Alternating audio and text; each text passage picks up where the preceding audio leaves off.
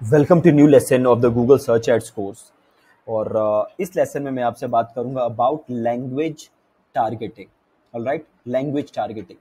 तो जब मैं इधर ऐड बनाने जाता हूं तो यू विल सी यहाँ पे एक लैंग्वेजेस का ऑप्शन आ रहा है। ठीक है, तो लैंग्वेज टारगेटिंग कैसे काम करती है ये हम समझेंगे। किसके कॉन्टेक्स्ट में समझेंगे? सर्च एड्स के कॉन्टेक्स्ट में समझेंगे। ठीक है, ये लर्निंग आपको बाकी उस पे नहीं लगानी, डिस्प्ले एड्स पे नहीं लगानी, ई कॉम पे नहीं लगानी, यूट्यूब पे नहीं लगानी। आपको ये लर्निंग लगानी है जस्ट सर्च एड्स के कॉन्टेक्स्ट।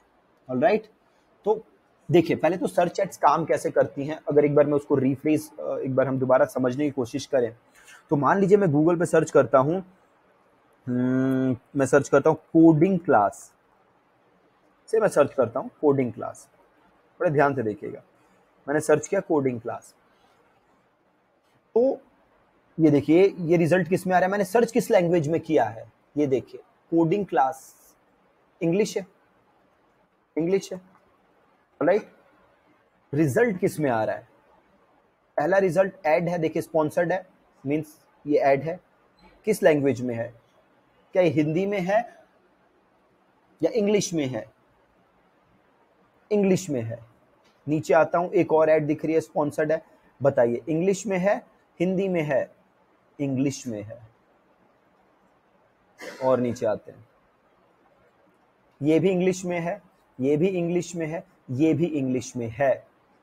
तो सिंपल एक समझने की चीज है कि अगर मैंने कोडिंग क्लास सर्च किया है और वो इंग्लिश में है तो गूगल मुझे हिंदी के रिजल्ट नहीं दिखाएगा।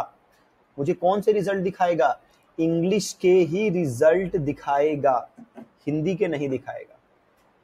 ठीक है, तो गूगल सर्च में गूगल कभी भी कीवर्ड को ट्रांसलेट नहीं करता।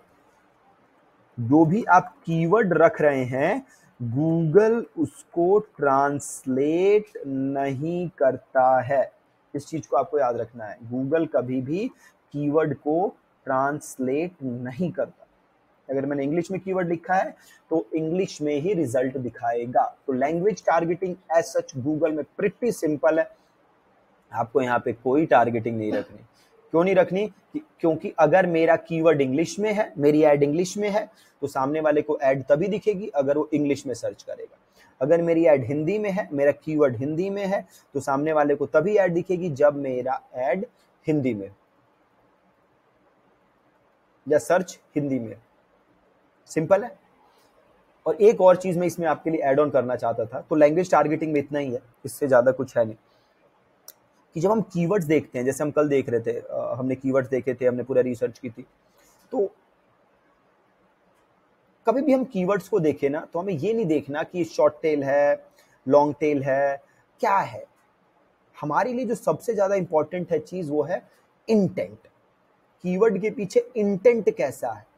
सो अगर कीवर्ड के पीछे इंटेंट बाइंग इंटेंट है, हमें ऐसा लग रहा है कि ये कीवर्ड जो है अगर इसे कोई सर्च कर रहा है तो बाइंग मोड में है, तो कीवर्ड हमारे लिए अच्छा है।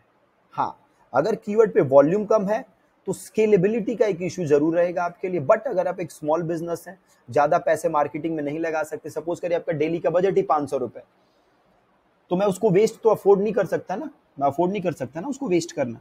मैं चाहूंगा उसका बेस्ट यूज। उसके लिए जरूरी है कि मैं हाई इंटेंट लोगों को ही अपनी एड दिखाऊं। ऐसे लोगों को जो कि उस कीवर्ड के उसे सर्च से ऐसा लगे कि वो मेरा प्रोडक्ट लेगा या मेरी सर्विस लेगा। ठीक है, अगर ऐसा मुझे नहीं लग रहा तो मुझे वो कीवर्ड यूज नहीं करना है।